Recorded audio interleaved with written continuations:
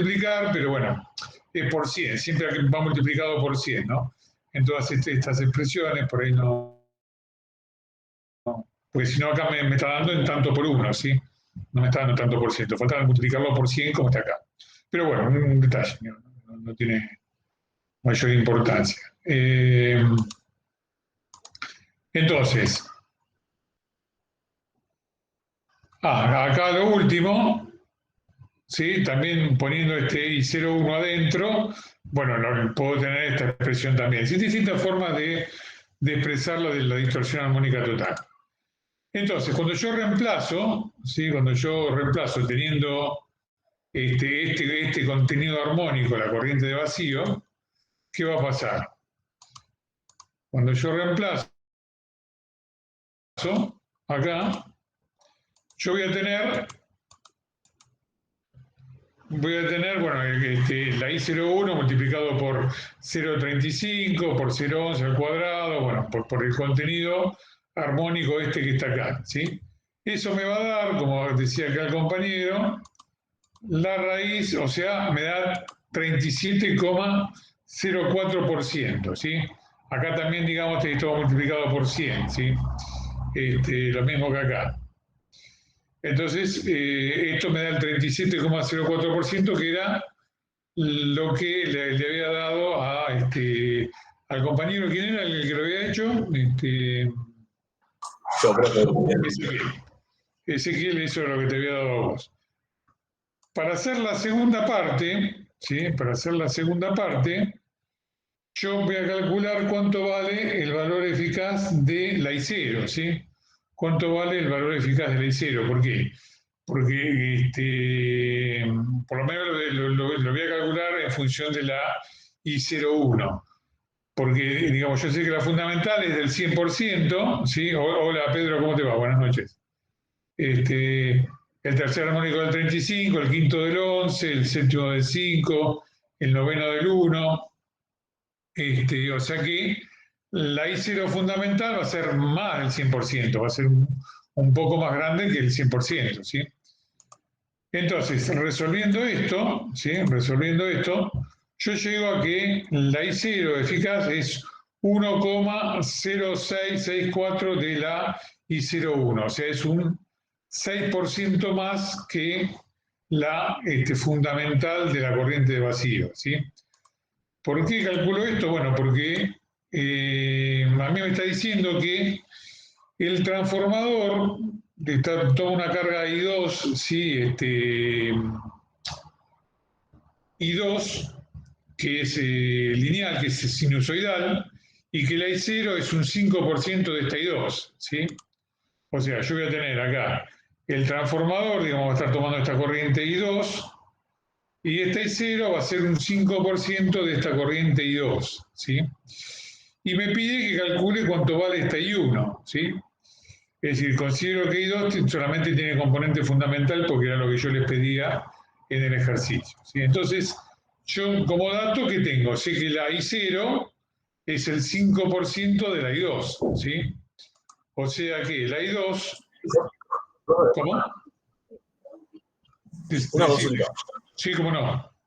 Yo ahí en realidad no tendría I2'. Sí, acá tendría sido prima, sí, en realidad sí. Sí, está correcto. Pero entonces en la consigna sería I2' o si no hay que afectarlo por el coeficiente No, del en realidad, acá también lo puedo dibujar porque podría estar el transformador. Como yo lo dibujé acá, voy a hacer una cosa. Este dibujo, en realidad, acá le faltaría el transformador ideal. Vamos a poner un transformador ideal para no poner la I2', ¿está bien? Si yo acá le pongo el transformador, no hace falta que tenga la I2', ¿sí? Hola Sergio, buenas noches. Hola, ¿cómo te va, Roberto? ¿Cómo estás? Bien. Si estamos trabajando en por unidad, no existe I2', es I2 directamente. No hay referencias. Es verdad. Es verdad, claro. Está bien. Si estamos trabajando en por unidad, no hace falta. Tiene razón lo que dice Roberto. Igual, digamos, no le hace el ejercicio, ¿no? Porque yo quiero calcular cuánto vale cuál es la distorsión en realidad de la corriente, ¿sí? De la corriente de entrada del transformador, ¿sí? ¿Cuánto? Es decir, porque la corriente de vacío la voy a tener siempre, ¿sí? Y si yo le pongo una carga, la corriente de vacío la voy a tener siempre, estoy viendo acá que es una corriente que tiene una distorsión importante, ¿sí? Tiene una distorsión que es del 37,04%, o sea, es una distorsión importante, por arriba del 12%, ¿sí? Ya una distorsión del 15%, digamos, es una distorsión importante. Ahí alguien quiere que lo admita. De una cuenta, ahí lo admitimos. De una cuenta que no es de la facultad. Así que hasta ahora creo que todos los que eran que entraron con la cuenta de la UTN entraron sin problema. Como un tubo entramos, Sergio. Muy bien, ¿eh? Sí, sí, Carrillo dice lo que dice. No sé, había una cosa para tildar, la tildé, pero después no quise probar de acá y no andaba, de otra máquina no andaba, te iba a llamar, pero al final cargué, como me dijiste vos, todos los del aula virtual y bueno. Y entraron, hasta ahora entraron. Salvo los que están entrando de cuentas de afuera, ¿no? Entonces, bueno, la I2 va a ser, para calcular la I0, acá está mal, esta es no, está bien, la I2 va a ser, ¿qué puse acá? Va a ser la I0, no, aquí está bien, no, la I2, la I2 va a ser la I0 dividido 0,05, acá está mal esto, ¿no? Lo tengo que corregir, está mal esto. Está bien, de acá despejo cuánto vale el valor de I2, entonces va a ser I0 sobre 0,05, ¿sí? O sea, una palabra que la I2 va a ser 20 veces la I0, ¿está bien? 20 veces la I0, pero como la I0 era 1,066, esta que veíamos, esta que tenía acá, 1,0664, la I01, ¿sí? Profe, Sí. ¿me puede explicar de nuevo el 1,06, por favor? Esto que está acá, sí, cómo no. Sí. Esa. Esto, Sí. esto que está, claro. Acá, en realidad, bueno, en realidad estamos trabajando por unidad, como dijo Roberto. Entonces, tomamos, sí, se tomó como digamos, que la que vale 1 o 100% es la fundamental. Y en relación a esa se refieren las demás, ¿sí? Entonces, si yo quisiera sacar cuánto vale la I0, la I0 va a ser más grande. Justamente, viste, las corrientes distorsionadas, las corrientes polarmónicas, lo que tienen que, como su valor eficaz es la suma de los cuadrados de los valores eficaces de las distintas armónicas, eso hace que la corriente tenga un mayor valor eficaz, ¿sí? Y que cree un calentamiento mayor en los conductores, ¿sí? Por eso también cuando se hace el cálculo de, digamos, de caída de tensión en los conductores, digamos, se tiene en cuenta, o hay que tener en cuenta que está en la reglamentación de la EA, si la corriente es deformada o tiene una deformación importante, hay que tenerla en cuenta porque hay que por ahí sobredimensionar un poco el conductor. O también nos lleva, ahora en este momento que se usa mucho, que vieron que el neutro era generalmente la mitad de la sección de la fase. Bueno, cuando hay mucha carga informática, directamente se pone como el neutro que sea de la misma sección que la de la fase, ¿no? Porque paso a tener un montón por las cargas electrónicas, porque tengo un montón de carga homopolar, ¿sí? de las, digamos, de las que son múltiplos de 3, que ya van a ver que son las que vuelven por el neutro. Las impares múltiplos de 3. Entonces, para calcular la I0 total, la I0 eficaz total, incluida la I1, ¿sí? Yo aquí, ¿qué multipliqué? Acá la I1 no la tengo, ¿ves? Acá la I1 no la tengo porque estoy sacando el resto armónico. Este se llamaba resto armónico. Pero si yo quiero sacar la I0 eficaz total, tengo que considerar la 1, la 3, la 5, la 7, perdón, la 1, la 3, la 5, la 7 y la 9, que son las que tengo acá. Multiplicado por la I01 al cuadrado, así que es la que tengo como base, la que vale 1. haciendo este producto, haciendo todo esto, y sacando la raíz cuadrada, voy a sacar que el valor eficaz de la I0 va a ser 1,0664 de la I01. ¿Se entendió? Va a multiplicar la I01. Esa I01. Esta I01 es el 100%, es esta que está acá. Ok. Es la primera armónica de la corriente de vacío. Esa es la I01. Ok, muchas gracias. ¿Se entendió? Sí, sí, sí. O sea, la poliarmónica total, la I0 total, que contiene la 1, la 3, la 5, la 7, la 9, obviamente va a ser más que el 100%, por eso va a ser el 106,64% en realidad, ¿entendés? Y como a mí me dice que la I2 es el 5% de la I0, perdón, me está diciendo, me dije mal, que esta I0 es el 5% de la I2, entonces por eso es que la calculo acá, ¿sí? El año pasado lo había hecho con la I1 directamente, pero bueno, este año digo, voy a poner la total para hacerlo un poco más exacto. Da casi lo mismo, pero, o sea que por eso les decía que acá la I0 está bien, acá lo que puse es el 5% de la I2. Lo que está mal es esto, acá la I2 es I0 sobre el 5%. Esto está, después lo corrijo, después lo voy a corregir. ¿Se entiende? Porque estoy despejando de acá cuánto vale la I2.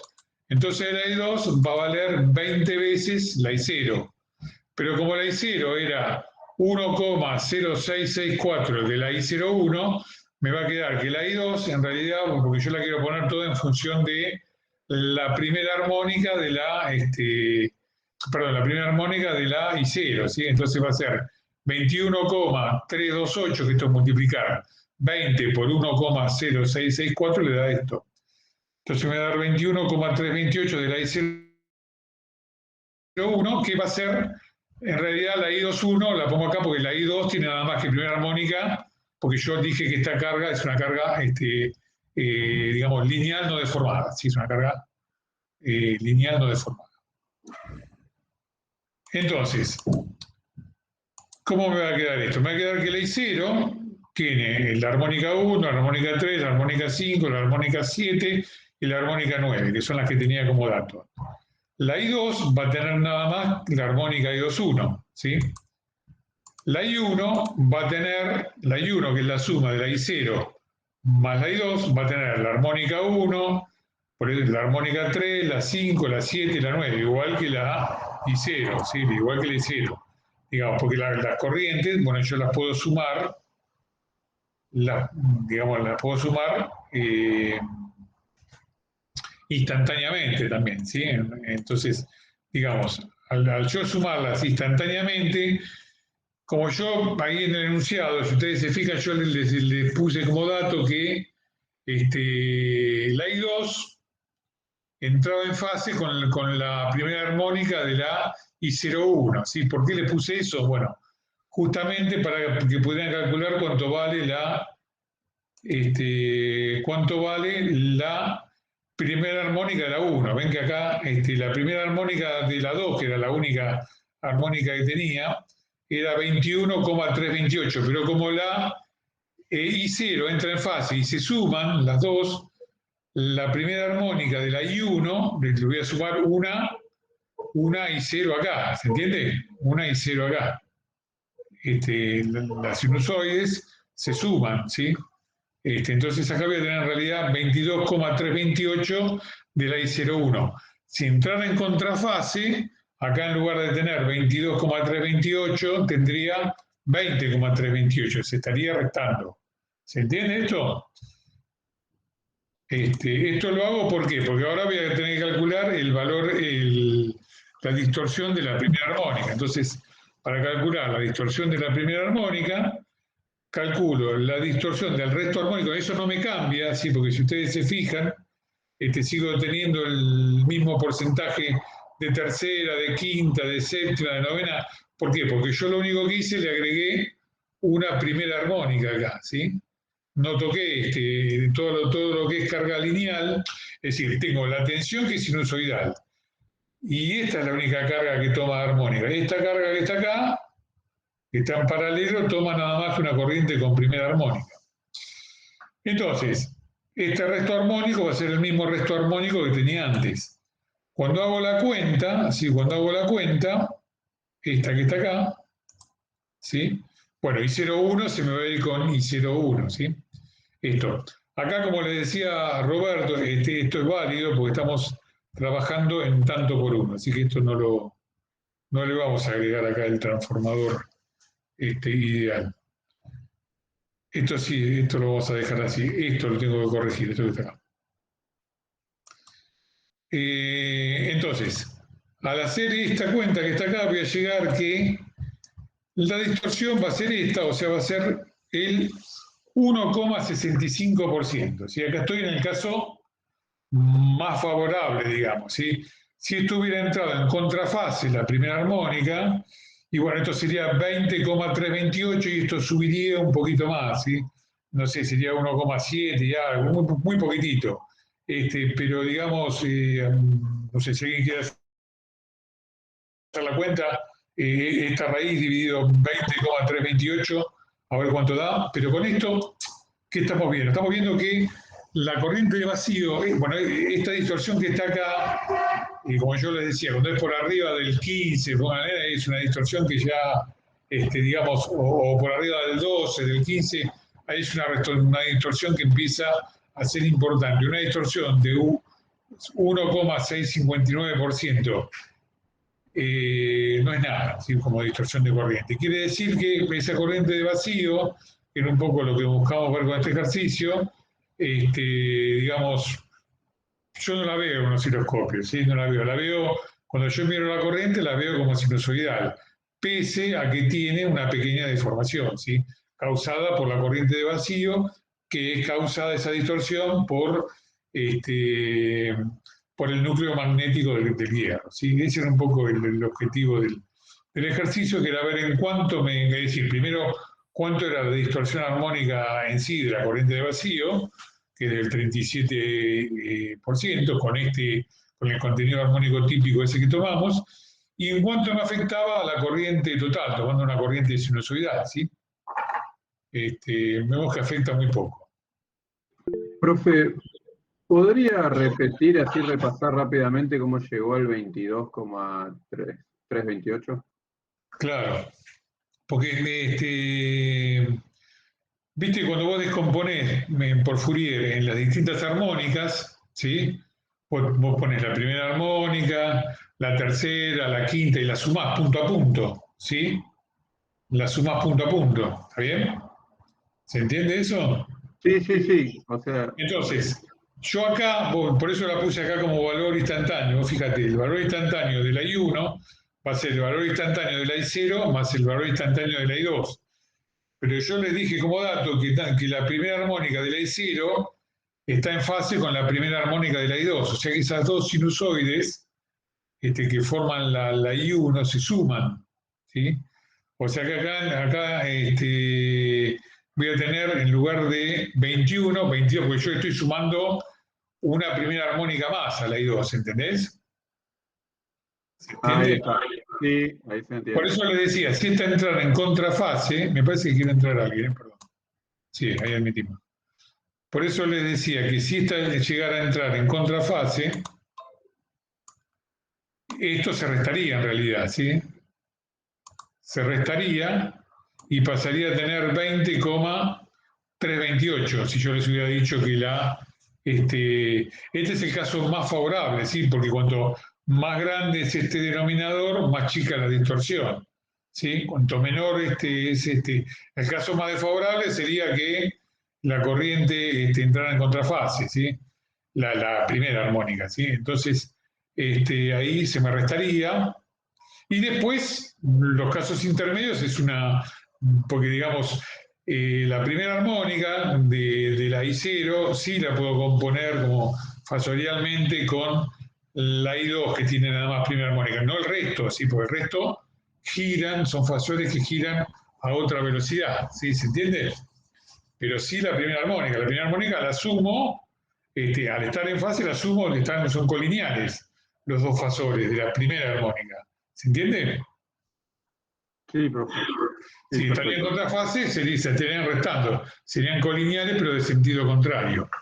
Y si tuvieran un ángulo intermedio, bueno, se sacaría directamente por esa suma vectorial, ¿no? No me había dado cuenta de que teníamos I2 escrito en función de la fundamental de la 1, digamos. Claro, por eso la escribí Eso acá no me de había la dado 1, cuenta. para poder despejarla acá, ¿viste? Tachar acá la I1 y que me quedara directamente la distorsión. Perfecto, gracias. No, por favor. Salí un poco porque estaba admitiendo, no sé si los que entraron, bueno, buenas noches a los que entraron. Este último, calculo que habrán entrado de otra cuenta que no es una cuenta de la facultad, ¿no? Si no, díganme porque es que o me olvidé de ponerlos o decir, entraron de algún mail que es un mail distinto de la facultad, las últimas personas que entraron.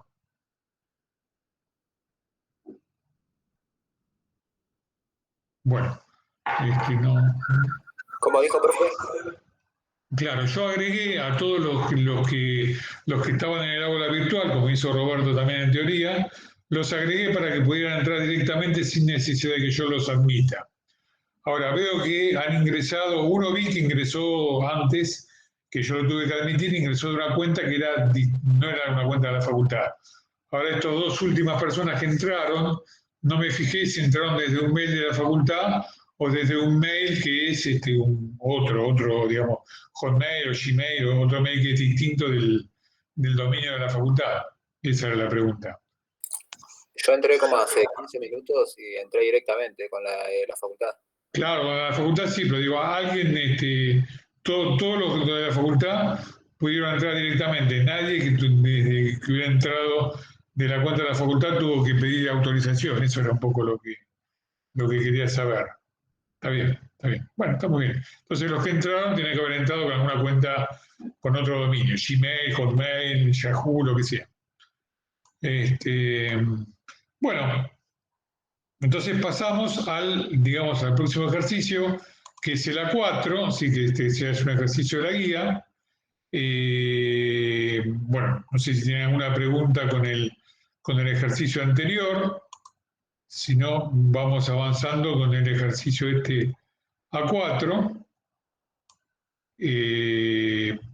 Yo, si no me paran, sigo, ¿sí? Este ejercicio A4, ¿sí? Vieron que yo les dije cómo fue hasta ahora. Hicimos dos ejercicios, que eran el A1 y el A2, que eran de circuitos magnéticos con corriente continua.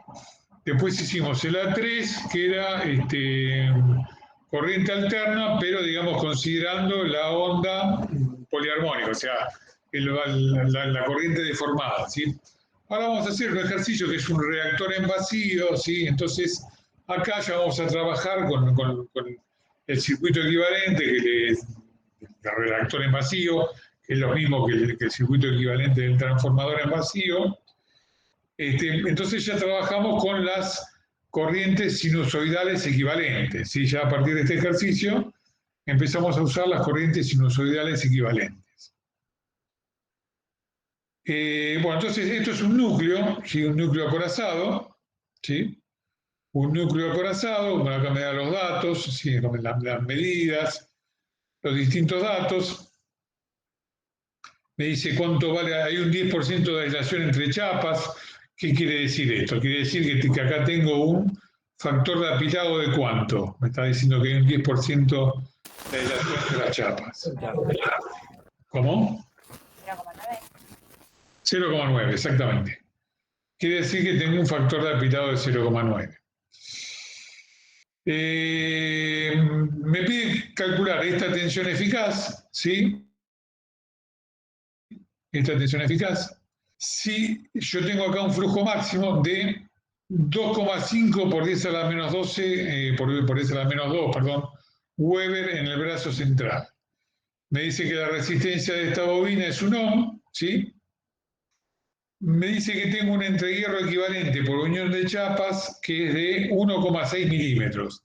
Esto yo lo cambié, creo que ya está cambiado en la guía, después me voy a fijar en la guía de esta subida, porque antes decía 0,4, pero traía lugar a confusiones. Así que, porque en realidad era eran los entreguierros, había que considerar 4 uniones de chapa, entonces había que multiplicar 4 por 0,4 y daba uno, pero bueno, traía siempre malos entendidos, así que directamente lo cambié por 1,6 milímetros y eso queda como que es un entreguierro distribuido, pero es un total, ¿sí? para todo este transformador, para todo este reactor que está acá. Entonces me dice que el cálculo lo haga para 3 casos distintos. Uno, que tenga nula las pérdidas en el hierro y nula la dispersión. B, con pérdidas en el hierro, pero sin dispersión. Y C, con pérdidas en el hierro y con dispersión, ¿sí? Bueno, me recomienda dibujar los circuitos equivalentes y los diagramas fasoriales. ¿Se entiende cómo es el ejercicio? Yo tengo que calcular esta tensión que está acá, ¿sí? Me da como dato el flujo que tengo acá, el flujo máximo, que es 2,5 por 10 a la menos 2 Weber, y me pide calcular esta tensión para tres casos. Uno, que no tengo ni pérdidas en el hierro, ni dispersión. Otro, que tengo pérdidas en el hierro, pero no tengo dispersión. Y otro que tengo, que sería el caso, digamos, ya más completo, que tengo pérdidas en el hierro y tengo dispersión, ¿sí?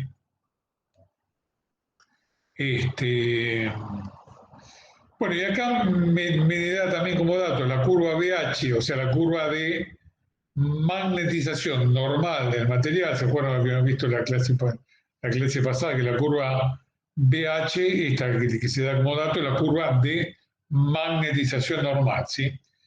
Y después me da la cifra de pérdidas, ¿sí? Las pérdidas por watt de esta chapa, ¿sí? Las pérdidas por watt de esta chapa, que acá me está diciendo lo que siempre las pérdidas se dan para un Tesla, ¿sí? Esto hay que tenerlo en cuenta, porque siempre o casi siempre esta relación es para un Tesla, ¿sí? Si tenemos otro valor de inducción o de B, tenemos que corregirlo, ¿sí? Porque el valor que saco acá es para un Tesla. ¿Se entiende lo que tengo que calcular en el ejercicio? Sí, tengo que calcular esta tensión para 3 casos distintos. Tengo todas las medidas, tengo todo. Entonces, para hacer el cálculo es decir, el primer caso es nula las pérdidas en el hierro y la dispersión, ¿sí? Bueno, en este ejercicio hacemos una aproximación, ¿sí? Que es lo que dice acá, pero se lo voy a contar directamente, es decir, yo acá tengo un circuito magnético, ¿sí? Paralelo, así que tengo una rama central, si yo tendría que considerar una rama central, acá tendría que considerar una reluctancia, más la reluctancia del entrehierro, pónganle, acá tendría que considerar una reluctancia para esta rama y acá tendría que considerar otra reluctancia para esta rama.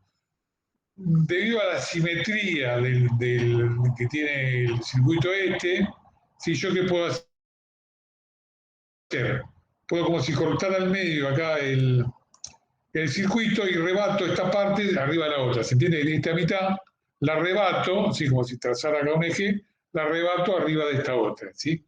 Entonces ven que esto me queda 4A acá, y en lugar de tener A acá, paso a tener 2A. ¿Sí?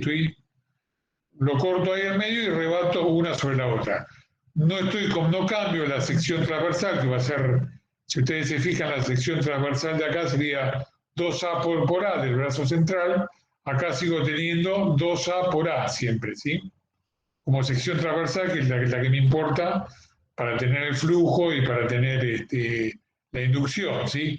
Estoy haciendo esa simplificación para trabajar más fácil, de trabajar con un circuito magnético que tenga ramas en paralelo, trabajo con un circuito magnético serie, ¿sí? Esto, digamos, habitualmente lo hacemos así, ¿sí? En este ejercicio, para simplificarlo un poco. Como tarea, sí, como tarea yo lo voy a dejar para que lo hagan en algo parecido a este caso, ¿sí? Que lo hagan como circuito, así, digamos, en paralelo. Si con alguna pregunta, después cuando lleguemos al final, van a ver el ejercicio que queda para que resuelvan ustedes, o para que hagamos en la próxima clase, ¿sí? Como ejercicio fuera de la guía. Pero esta es la simplificación que planteamos para hacer este ejercicio. ¿Se entendió hasta acá? Sí, sí. Bueno, entonces, al tener acá el circuito serie, bueno, acá le agrego ese entrehierro en cualquier lugar, que va a ser de 1,6 milímetros, que era que tenía como dato. Después lo voy a poner, ¿sí? Entonces, este que está acá, ¿sí? Pasa a ser esto que está acá. ¿Sí? Lo que le decía, acá le agregué el entrehierro, este que está acá, que es de 1,6 milímetros, ¿sí? Entonces, este circuito se me simplificó y me quedó este circuito serie con el entrehierro que tengo como dato, ¿sí? Este entrehierro no es que esté acá, sino que es un entrehierro que me dice que es que lo tengo por la chapa, ¿sí? Por efecto que las chapas no están perfectamente juntas entre sí. Bueno, tengo la tensión, las medidas. Entonces, el circuito equivalente, ¿sí? de un reactor en vacío, el circuito equivalente general, ¿sí? Completo, es yo voy a tener las pérdidas en el cobre, la reactancia de dispersión, las pérdidas en el hierro, y acá tengo la reactancia esta. ¿Sí? Esta reactancia, ¿para qué está esta reactancia acá? ¿Qué es lo que hace esta reactancia? Está recorrida por la corriente IM, por la corriente de magnetización. ¿Qué función cumple esta reactancia acá? Genera el flujo. Exactamente. Genera el flujo. Esta RP que está acá es la que digamos, donde se consideran las pérdidas en el hierro. En esta R que tengo acá tengo las pérdidas en el cobre, y en esta reactancia que tengo acá tengo la reactancia de dispersión, que como es de dispersión se considera que está en el aire, ¿sí? Es decir, que no tiene núcleo ferromagnético, esta es lineal, es la que se cierra por el aire, el flujo. Bueno, y este es el circuito magnético. Ahora, como son nulas las pérdidas en el hierro y nula la dispersión, en realidad este circuito se me va a simplificar. Entonces, acá hay una animación que, digamos, me la pidió Spielberg, pero le dije que no. Se va a ir tachando lo que la dispersión no va, ¿sí? En este circuito. Las pérdidas en el hierro tampoco van, ¿sí? El resto sí me queda, ¿no? El resto del circuito me queda, ¿sí? Me queda, entonces mi circuito me va a quedar formado nada más que por una R, que van a ser las pérdidas en el cobre, porque la bobina sí tiene, perdón, eso para el primer caso, sí, por supuesto, para el primer caso. Porque me dice que la bobina sí tiene 1 ohm de resistencia en los datos, entonces esta la tengo que considerar, y esta siempre queda porque es la que crea el flujo, ¿sí? Es la que crea el flujo, es decir, no es del todo ideal porque preciso una corriente de magnetización para crear el flujo. Si fuera un transformador ideal o un reactor ideal, en vacío no tomaría corriente, porque digamos, lo único que no le hace falta corriente de magnetización para crear el flujo, ¿sí? Pero bueno, este transformador sí preciso este reactor que circule esta IM para que me cree el flujo. Bueno, entonces mi circuito equivalente se me simplifica a este que está acá. Entonces, sobre este circuito equivalente que está acá,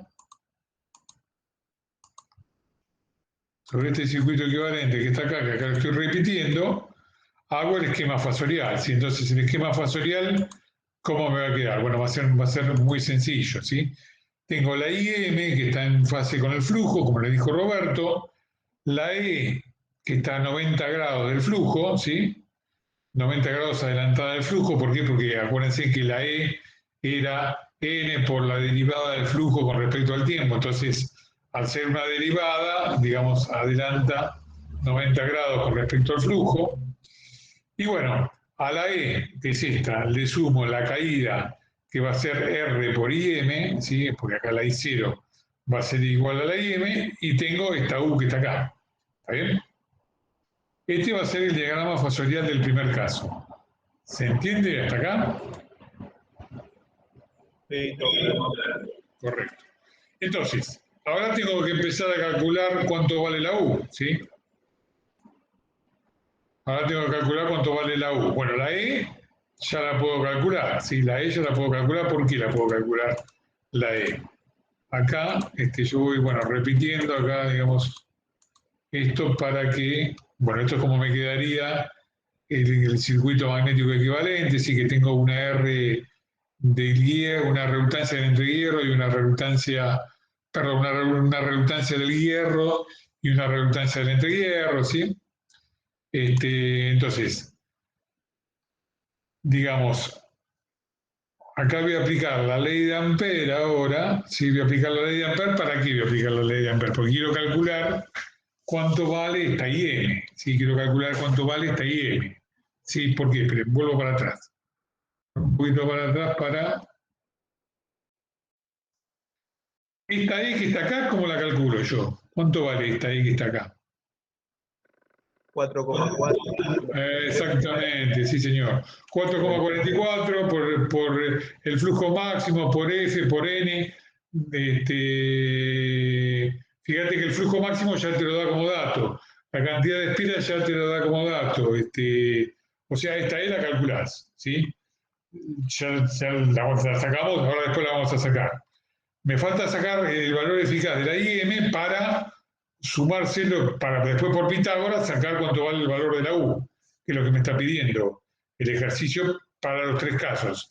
En particular, para este caso, bueno, lo sacaría teniendo esta E, que la saco con la fórmula esa, la que le decía Roberto que ustedes tenían que soñar, más la R que la conozco por la IM, y esta, para calcular esta IM preciso hacerlo por la ley de Ampère, ¿sí? Por eso es que acá dibujé acá el circuito magnético digamos, equivalente, si serie, aplico la ley de Ampère, N por I igual a la sumatoria de H, entonces me va a quedar y despejo la IM máxima, básicamente, la que tengo acá, ¿eh? Siempre estos valores son máximos. Entonces tengo que dividir por N, ¿sí? Para despejar la IM, ¿sí? Entonces, yo voy a tener, por ejemplo, el hierro. Yo tengo el flujo, tengo la sección, el factor de apilado. Si con esto puedo sacar cuánto vale B, ¿sí? B del flujo, de la inducción del hierro. Pero como tengo la tabla de magnetización normal, ¿sí? O sea, la curva de magnetización normal, teniendo B, puedo sacar cuánto vale H. Entonces de la tabla saco que para 1,39 Tesla, H va a valer aproximadamente 700 amperes, estos son vueltas, sobre metro. Esto en realidad, como les decía, no es una magnitud del sistema internacional, es una unidad, perdón, del sistema de medidas internacional. Entonces se suele poner, en realidad son amperes sobre metro, ¿sí? Se suele poner vuelta por costumbre, ¿sí? Pero si no la pongo, en realidad está bien no ponerla, ¿sí? Pero digamos, por costumbre se suele poner. Bueno, el resto va a ser el B del entrehierro, ¿sí? El B del entrehierro, que acá directamente no lo afecto acá por el factor de apilado, porque en el entrehierro no tengo apilado, ¿sí? Saco cuánto vale el B, ¿sí? El flujo va a ser el mismo porque no considero los efectos en los bordes, ¿sí? Entonces, bueno, acá, digamos, ya directamente en lugar de poner el H, pongo B del entrehierro dividido mu 0, ¿sí? Que lo tengo como dato. Hago las cuentas estas, entonces voy a llegar a calcular que si está todo bien hecho, la IM máximo, la IM máximo, la I de magnetización máxima, en este caso es igual a la I0 porque estoy despreciando la otra parte de la rama paralelo, vale 25,72. Pero como yo les decía antes, acá ya estoy trabajando con sinusoidales equivalentes. Entonces, la IM eficaz, ¿cuánto vale? La IM máximo dividido ¿cuánto? Raíz de 2. Exactamente. Acá ya estoy trabajando con, digamos, con sinusoidales equivalentes. Si no, no podría usar los circuitos equivalentes, ese para el circuito equivalente ese que tomé, ¿sí? Que el circuito equivalente con la inductancia y la resistencia en paralelo, ¿sí? Entonces, me va a quedar que la IM eficaz son 18,2 amperes, calculo, como habías dicho antes, la E, con la fórmula esta del 4,44, y va a ser 555 volts, y por Pitágoras calculo cuánto vale la U, ¿sí? Por Pitágoras saco cuánto vale la U, que la U va a ser de 555,29 volts. Entonces, para el primer caso ya averigüé cuánto vale la U. ¿Estamos bien hasta acá? Sí, sí. Bueno, muy bien. Entonces vamos. Sí, venimos bien. Ahora, tengan en cuenta que esa E no me va a cambiar para ninguno de los tres casos, ¿sí? La E va a ser la misma en los tres casos. ¿Por qué va a ser la misma en los tres casos? Porque no cambia el flujo, ¿no? Exactamente. Porque no cambia el flujo y porque los demás son todos valores constantes. Frecuencia, número de espiras, sección, qué sé yo, todos los demás valores son constantes. Y como el flujo no me cambia, la E va a ser siempre la misma. 555, no me acuerdo cuánto daba, acá. 555,29. Esa la voy a tener en los tres casos. Entonces, el caso que sigue es con pérdidas en el hierro, pero nula la dispersión. O sea que ahora, ¿qué va a pasar? Voy a tener pérdidas en el hierro, y las pérdidas en el hierro van a ser distintas de cero, pero la dispersión va a ser cero, ¿sí? Entonces, se me va a tachar la dispersión y el resto me queda, ¿sí? O sea que mi circuito equivalente ahora pasa a ser este que está acá, ¿sí? Se me fue la reactancia que tenía acá, esta reactancia lineal, y entonces ahora la I0 no va a ser igual que la IM, ¿sí? Voy a tener una corriente IP de pérdidas acá y una corriente IM de magnetización, ¿sí? Entonces, mi esquema fasorial ahora va a ser distinto, ¿sí? Porque yo voy a tener la IM, como siempre, esta no me va a cambiar, ¿sí? La IM va a estar en fase, no me va a cambiar porque va a ser la que me crea el flujo, que es el mismo, pero me va a aparecer ahora una IP, ¿sí? Me va a aparecer ahora una IP. Me va a aparecer una IP, entonces la suma vectorial de estas dos me va a formar la I0, entonces ahora la caída en la R de pérdidas en el cobre va a tener la dirección de la I0, ¿sí? Entonces la U ya va a tener, ya no la puedo sacar por el teorema de Pitágoras, sino que la voy a sacar de otra forma que ya se imaginarán cómo, por lo que es la generalización del teorema de Pitágoras. Pero digamos, ya tengo que hacer una cuentita más, ¿sí?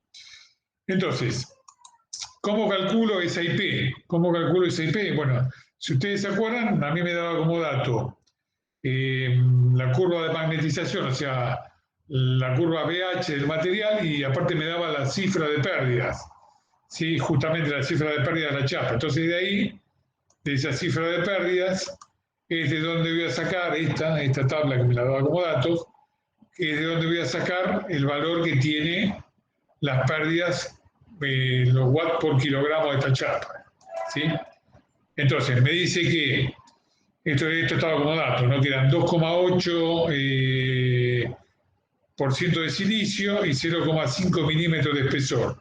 O sea que voy a estar acá, en este punto de la tabla, acá, ¿sí? O sea que mis pérdidas específicas van a ser 2,3 watts por kilogramo, pero ojo, para un Tesla, para un Tesla, ¿sí? Esto van a ser 2,3 watts por kilogramo para un Tesla, ¿sí? Bueno, acá saco, digamos, el volumen, por el peso específico, también por el factor de apilado. Esto para sacar cuánto es el peso del hierro, ¿sí? Para sacar el peso del hierro. Pero ahora tengo que corregir estas pérdidas porque yo en realidad estoy trabajando con, si ustedes se acuerdan, voy a ir un poco para atrás. Voy a ir un poco para atrás. Estamos trabajando con la B del hierro, nos había dado. Vamos para atrás. Acá. La B del hierro, que era esta, nos había dado 1,39 tesla, ¿sí? La B del hierro nos había dado 1,39 tesla. Entonces, como la tabla esta,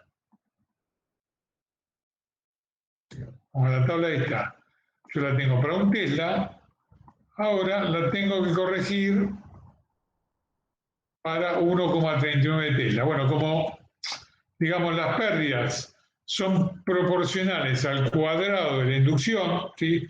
¿Se acuerdan que teníamos pérdidas por histéresis y pérdidas por corriente Foucault, ¿sí?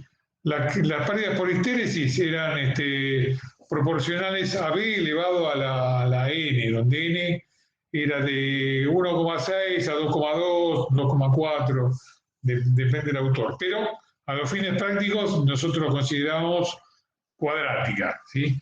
Y las pérdidas por corriente Foucault eran al cuadrado. Entonces, a los fines prácticos, las pérdidas dependen del cuadrado de la inducción. Entonces, cuando yo haga la relación, para calcular a un valor distinto que un tesla, tengo que multiplicar por el cuadrado de la inducción real dividido el B de tabla para un tesla, ¿sí?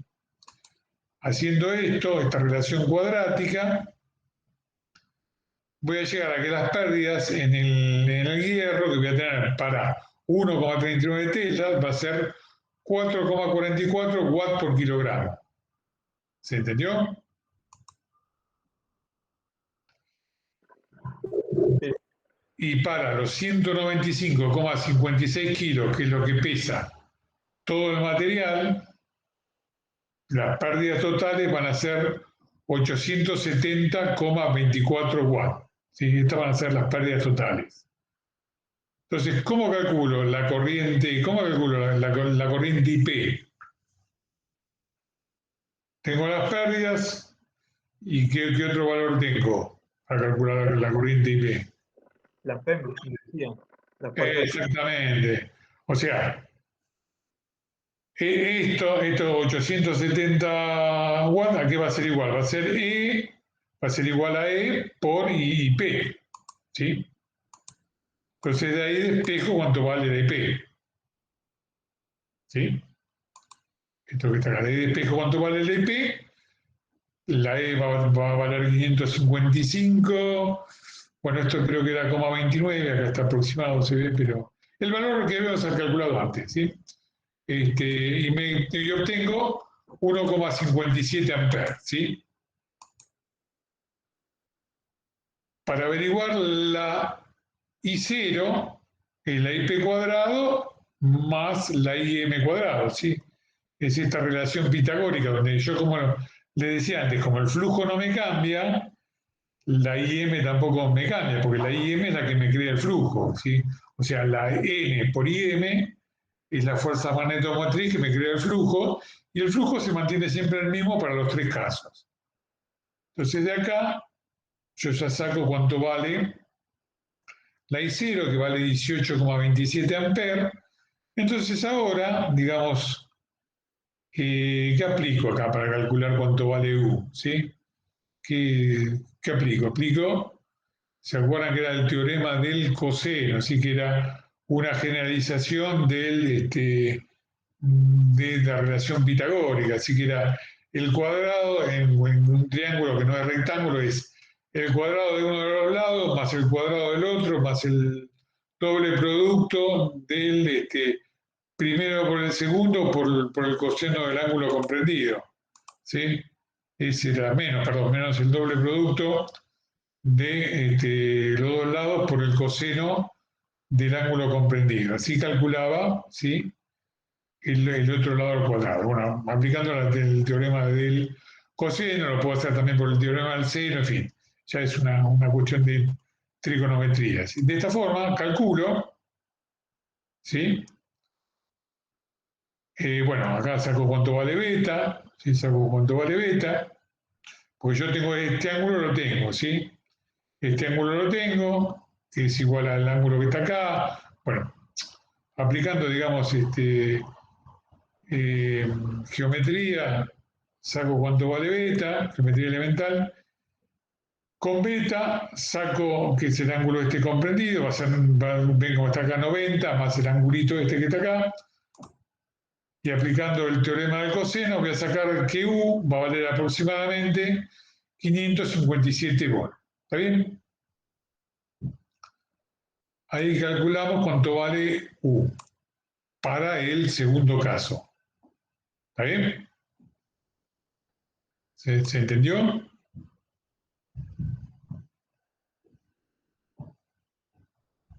Sí. Bueno, entonces seguimos adelante. Ahora vamos a ir al tercer caso. ¿Sí? El tercer caso ya es con pérdidas en el hierro y con dispersión. ¿Sí? O sea que mi circuito equivalente, ahora sí, es todo el circuito que está acá. Ya ahora no tacho nada. ¿Sí? Ya dejo la dispersión, dejo las pérdidas en el hierro, las pérdidas en el cobre siguen estando, y esta que es la que queda el flujo, esto también sigue estando. Entonces, ahora mi esquema fasorial, ¿sí? Mi esquema fasorial va a ser, ya voy a tener, ahora acá le voy a tener que sumar una R por la I0 y en cuadratura, ¿sí? la caída que tengo en esta reactancia, así que es JXD por I0, ¿sí? O sea, esta caída que está en cuadratura con la dirección de I0, sí, con I0 que es la que circula por acá. Y esto no cambia, ¿sí? Tanto IM como IP siguen siendo iguales, ¿sí? Lo que voy a tener ahora es esta reactancia de dispersión. Entonces, el ejercicio me decía que tenía una dispersión, me daba como dato, me decía que la dispersión era del 2%, que era del 2% de la reactancia total. Eso es lo que me decía de la reactancia de magnetización. Ahora esperen que buscamos el ejercicio, si no, al principio. Vamos a buscar el enunciado, así lo vemos.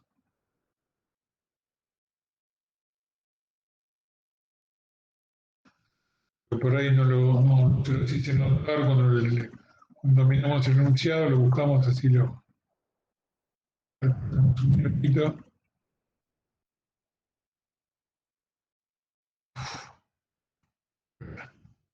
Entonces me dice que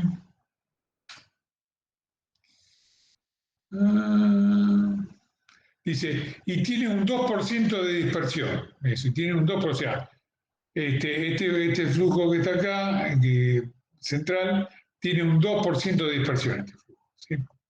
Eso es lo que me está diciendo.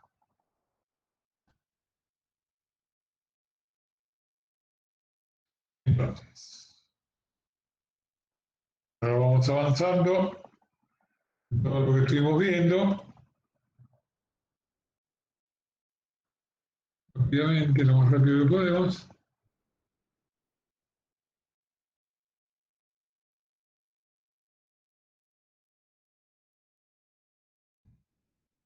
Bueno, vamos por acá. Vamos por acá, entonces, ahora, ¿qué va a pasar? Bueno, la X de dispersión, ¿sí? Va a ser omega por la L de dispersión, ¿sí? La L, acuérdense que la L es la relación que hay entre el flujo concatenado y la corriente. La corriente, en este caso, la corriente que crea el flujo, ¿sí? O sea, la inductancia siempre es la relación entre el flujo concatenado, el cociente entre el flujo concatenado y corriente que crea ese flujo, ¿sí? En este caso, corriente de magnetización. Máxima, ¿no? Máxima. Entonces, la L, yo los tengo estos valores, y la L de esta que está acá, la LM sería esta en realidad, es esta que tengo acá, ¿sí? 0,1 Henry me da esto aproximadamente. La L de dispersión me dice que es un 2% de esta, ¿sí? Que es un 2% de esta, por dato. Entonces, haciendo el 2%, voy a llegar a esto, a 2 por 10 a la menos 3 Henrios, ¿sí? Entonces calculo cuánto vale la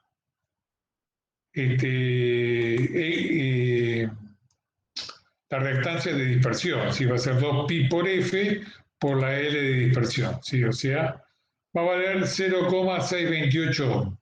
Y con esto, pero acá, digamos, yo voy a hacer una aproximación, ¿sí? Porque acá en el... ¿Qué pasa? Si ustedes se acuerdan, ¿sí? La IM, la característica ¿cuál es? En un transformador en vacío o en un reactor. La característica es que la IM es mucho más grande que la IP, ¿sí? La IM es mucho más grande que la IP, ¿sí? O sea que este ángulo que tengo acá, este angulito que tengo acá, que lo llamamos φ0, en realidad es muy pequeño, ¿sí? Es muy chiquitito, es de 5 grados, ¿sí? Entonces, ¿qué pasa? Cuando yo haga esta caída de acá va a ser muy chiquitita y esta de acá va a ser muy grande. Entonces, si yo llamo delta U a esto, a JXD lo llamo delta U, ¿sí? O sea, a I0 por XD lo llamo delta U, y sumo esto linealmente, le sumo a los 555 volts que da la E, le sumo esto, acá está mal dibujado por ahí, sí, pero esto en escala es esto muy chiquitito y la JXD bastante grande. Entonces, digamos, si lo sumo linealmente como algebraicamente, no obtengo un gran error, ¿sí? Entonces, voy a tener 566,5 volts. Esta es una aproximación, ojo, aplicando geometría por ángulos correspondientes, alternos internos, toda esa historia, llego al valor exacto, lo puedo sacar.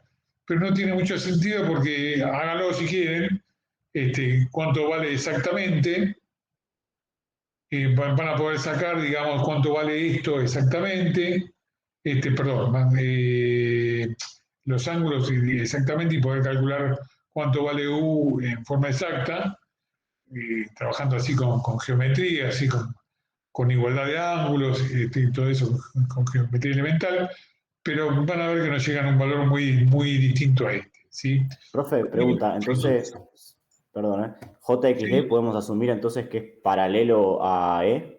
Claro, exactamente, Perfecto. porque eso es lo que le decía, porque esta caída, porque en realidad IM es prácticamente igual a I0, ¿sí? Claro, va a quedar horizontal R por Claro, va a quedar prácticamente horizontal y es muy chiquitita la caída, y acá estoy hecho en escala y va a ser prácticamente, viste, una suma algebraica esto. ¿Sí? Perfecto, Ya gracias. digo, se puede hacer por geometría elemental, es más, lo tenía hecho por ahí, pero digamos, en máquinas es una materia que como que empezamos a tomar aproximaciones, ¿sí? Empezamos a tomar aproximaciones que sirvan, ¿no? La aproximación cuando es buena, bárbaro. Tenemos que ver que sea buena, ¿sí? Y con eso queda resuelto el ejercicio, ¿sí? Queda resuelto el ejercicio y como les decía, en este ejercicio trabajamos con el circuito equivalente, entonces al trabajar con el circuito equivalente ya trabajamos con corrientes sinusoidales equivalentes, ¿sí? Por eso es que podemos dibujar los fasoriales también, ¿sí? Porque acuérdense que los fasoriales son todos para, digamos, corrientes sinusoidales que pulsan la misma frecuencia, ¿sí? Bueno, entonces, acá, digamos, terminamos la clase, pero acá yo les dejo para que hagan ustedes el ejercicio, que sería resolver el ejercicio anterior, que ya consideren las ramas en paralelo, que yo las simplifiqué, se acuerdan que rebatí una rama sobre la otra, si lo partí por la mitad y lo rebatí uno sobre el otro, para hacerlo más fácil. Bueno, y le pongo acá que supongan que el entreguerro equivalente por unión entre las chapas se reparte en partes iguales entre las tres ramas. Es decir, yo tenía ese 1,6, bueno, supongo que lo divido por 3, ese 1,6 milímetros, y le pongo ese 1,6 dividido 3 en cada una de las tres ramas, en las dos ramas laterales y la del centro, como entreguerro, ¿sí? Bueno, y por otra parte, les hago acá una pregunta, dice, por otra parte, se requiere responder la siguiente pregunta. Suponga que obtengo la corriente de magnetización por alguno de los siguientes procedimientos. Por ley de Ampere, A por ley de Ampere, o B calculando la reluctancia total equivalente y aplicando la ley de Hopkinson. ¿Es lo mismo realizar el cálculo según A o B? ¿O los resultados serían distintos? Le pido que me justifiquen esto. Es decir, si ustedes se acuerdan, en la parte B del ejercicio nosotros calculamos cuánto valía IM aplicando la ley de Ampere. ¿Sí? ¿Se acuerdan? Decimos en la parte B, después yo lo voy a subir esto, así que ahí lo van a poder ver, o si se acuerdan, calculamos IM aplicando la ley de Ampere. Entonces yo le digo, bueno, ahora yo voy a pasar a tener un circuito de 3 ramas, ¿sí? La rama central y las dos ramas laterales, ¿sí? En cada una de las ramas tengo un entrehierro equivalente, que es el 1,6 dividido 3, y tengo, o sea, voy a tener una reluctancia de entrehierro en cada rama y una reluctancia del hierro en cada rama, ¿sí? Entonces le pido, bueno, una forma sería hacerlo por ley de Ampere, ¿sí?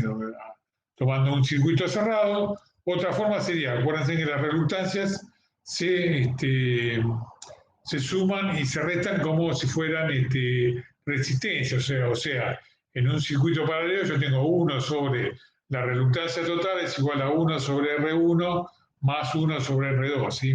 Entonces, les estoy diciendo, es lo mismo hacerlo de una forma que de otra, es decir, le pido que me justifiquen esto. Y aparte de hacer el ejercicio considerando el paralelo, cosa que yo no hice acá. Y bueno, y nos fijamos qué diferencia hay con respecto a lo que obtuvimos en este ejercicio. Si se entendió y no tiene ninguna pregunta, eso es, esto es lo que yo voy a subir, corrigiendo ese valor de I0 que estaba mal, esa división ahí que era una tontería porque estaba mal la relación, y bueno, y se los dejo como para que lo piensen y lo hagan ustedes. Igual lo vamos a hacer, ¿no? En la clase que viene. Profe, Sí, en esta última parte estás pidiendo IM, ¿no? sí. No, estoy pidiendo, claro, IM, exactamente. Estoy pidiendo IM. Porque Ok, hay gracias. una parte que nosotros tenemos que calcular, es decir, resolver el ejercicio anterior, resuelvan, digamos, la tercera parte, el punto C, digamos, ¿sí? El punto C que era el más completo, si quieren. El punto B y C pueden resolver, porque el punto A, al no tener IM, esto aplicaría nada más al punto B y C. Resuelvan el punto C, esto lo aplican al punto C. Así que es cuando tenían pérdidas en el hierro y cuando tenían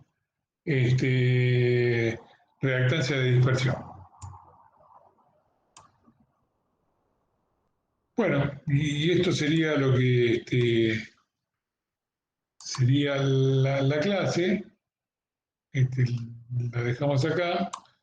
Voy a dejar de presentar esto. Dejé de presentar, ¿no? Sí. Y bueno, acá terminamos. Si nadie tiene ninguna pregunta, ya dejamos acá y los voy saludando. Si alguien tiene alguna pregunta que hacer, que hable ahora o calle para siempre no. Hasta la próxima clase. Sí.